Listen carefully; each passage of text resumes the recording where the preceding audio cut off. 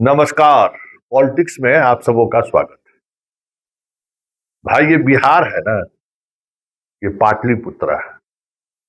यह सम्राट अशोक की धरती रही है, चंद्रगुप्त मौर्य की ये धरती रही है, चाणक्य की धरती रही है। राजनीति के छोर बाकी कुछ आता है क्या? हम लोग जहां जाएंगे वहां राजनीति करेंगे। चाहे ठेला चलाएंगे वहां यूनियन का अध्यक्ष, रिक्शा चलाएंगे वहां यूनियन का अध्यक्ष।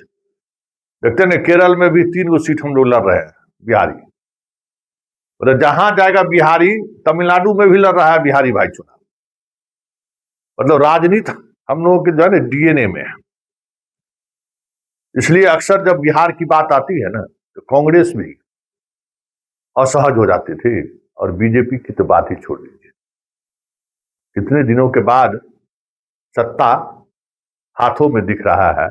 मतलब कह सकते हैं कि पहली बार बीजेपी का मुख्यमंत्री बनने जा रहा है। लेकिन भाई, ये बिहार है। शाह और मोदी की जितनी राजनीतिक समझदारी रही होगी ना, जितना राजनीतिक प्रयोग किया होगा पूरे देश में, उस तमाम प्रयोगों के रिजल्ट भले ही उनके पक्ष में आया हो, फिर भी बिहार में प्रयोग करने से दोनों भाई असहज हैं। क्या रिएक्शन होगा, हैरान है सब लोग। चलिए, एक और नया नाम सामने आया है। बिहार शरीफ के विधायक जी, बुलाहट हुई है, दिल्ली गए हैं। अमित शाह जी से मुलाकात उसकी हुई है। वो भी कुछ हुए हैं, कभी नीतीश के चहेते थे और बाद में नीतीश के इच्छा के विपरीत वो नालंदा में चुनाव जीतते रहे। देखिए क्या क्या आजमाइश हो रहा है। लेकिन इन तमाम आजमाइशों के पीछे जो एक बड़ी वजह है, जिस वजह से सम्राट की घोषणा भी होने में विलंब हो रहा है, घोषणा होने के पहले खुशी व्यक्त करने का मौका भी नहीं मिल रहा है, सम्राट हो चाहे बीजेपी के कार्यकर्ता का हो। वजह मालूम है? खेल तो अब शुरू हुआ है और वो खेल है निशांत। बीजेपी का आला कमान या बीजेपी का जो नीति निर्धारक है, वो निशांत को लेकर तैयार नहीं है। और बीच में जो गतिरोध दिख रहा था, उस गतिरोध के पीछे भी वजह यही है। हालांकि अब कुछ मीडिया के माध्यम से ये चलाने की कोशिश कल शाम से ही शुरू है कि निशांत नहीं चाह रहे हैं उप मुख्यमंत्री बनना, या मतलब मंत्री बनना नहीं चाह रहे हैं। जबकि मैं दावे के साथ कह रहा हूं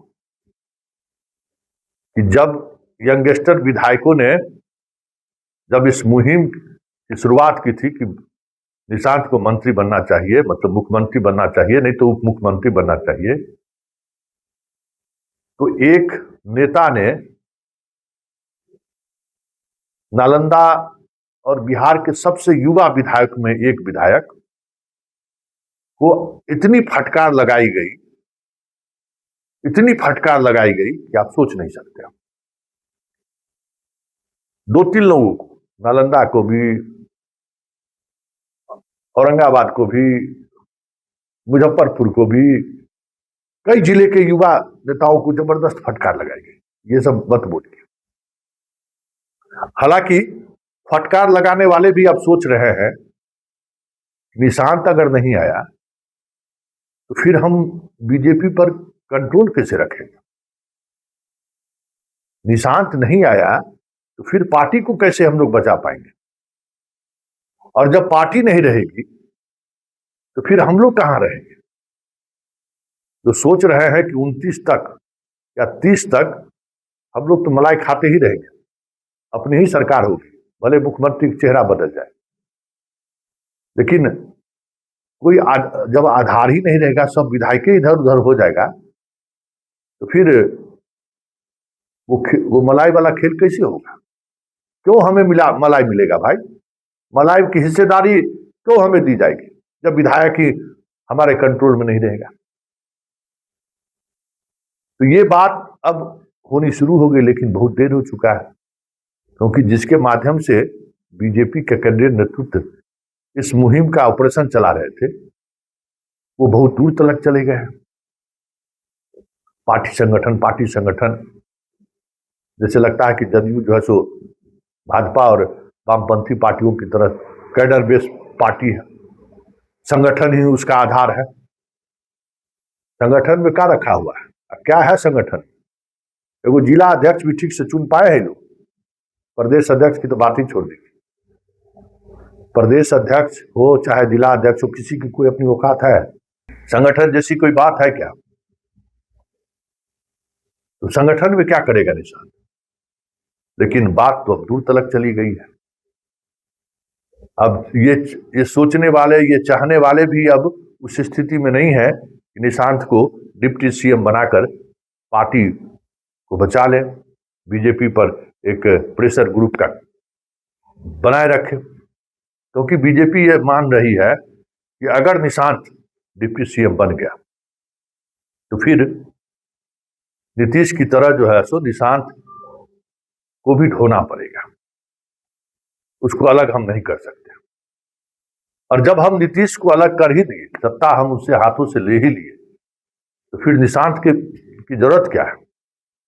निशांत के सहारे हम जदयू को क्यों पटवन खाद पानी देंगे? यही 2005 में हुआ था। नीतीश कुमार को हम लोगों ने नेता मान लिया, 20 साल लग गया उनके छत्र छाया से बाहर निकलने में। एक फोर्स तो है ही ना नीतीश कुमार, जो फोर्स को हम खत्म करना चाहते हैं। पिछली बार हम चिराग के माध्यम से खत्म कराए, इस बार जीतने के बावजूद भी हालात ऐसे उत्पन्न कर दिए कि उनको गद्दी छोड़ने पर मजबूर कर रहे हैं। इस स्थिति में हम निशांत को नेता क्यों बनने देंगे? उसको डिप्टी सीएम बनाकर ब्यूरोक्रेसी में नीतीश का हस्तक्षेप हम क्यों होने देंगे? बाप बेटा साथ रहकर राजनीति करे, ये हम क्यों होने देंगे? और जब से बीजेपी का ये विचार सामने आया है, भूजा पार्टी हो चाहे श्रवण कुमार एंड कंपनी हो, सारे के सारे लोग असहज हो गए। क्योंकि निशांत ही एक ऐसा अम्ब्रेला छाता है जो पूरी पार्टी को 29 तक संभाल कर रख सकता है। नहीं तो 6 महीने के अंदर में ना तो ये कैपेसिटी ललन सिंह में है, न संजय झा में है, न विजय चौधरी में है, न श्रवण कुमार में है कि पार्टी को बचा कर रख ले, विधायकों को एकजुट करके रखे। मंत्रिमंडल के गठन के साथ ही जदयू के विधायकों में विरोध का स्वर दिखने लगे तो कोई बड़ी बात नहीं होगी। जदयू के विधायक विजय चौधरी के यहाँ, श्रवण कुमार के यहाँ बैठने के बजाय सम्राट के यहाँ बैठने लगे तो कोई बड़ी बात नहीं होगी। और ऐसे तमाम विधायकों को सम्राट की तरफ से विशेष सुविधाएं दी जाने लगी तो ये भी कोई बड़ी बात नहीं है। इसलिए निशांत अगर नहीं आया तो 6 महीने के अंदर पूरे जदयू पार्टी सिमट जाए तो कोई बड़ी बात नहीं होगी। और अब ये डर सबों को सताने लगा है, लेकिन बीजेपी मानने को तैयार नहीं है। ऐसे में ये जो एक नैरेटिव चलाने की कोशिश हुई कि सम्राट को नीतीश चाहते हैं, कि नीतीश सम्राट मुख्यमंत्री बने, ऐसा उन्होंने प्रधानमंत्री मोदी से कहा है। यही नैरेटिव निशांत की राजनीति पर फुल स्टॉप लगा दे तो कोई बड़ी बात नहीं।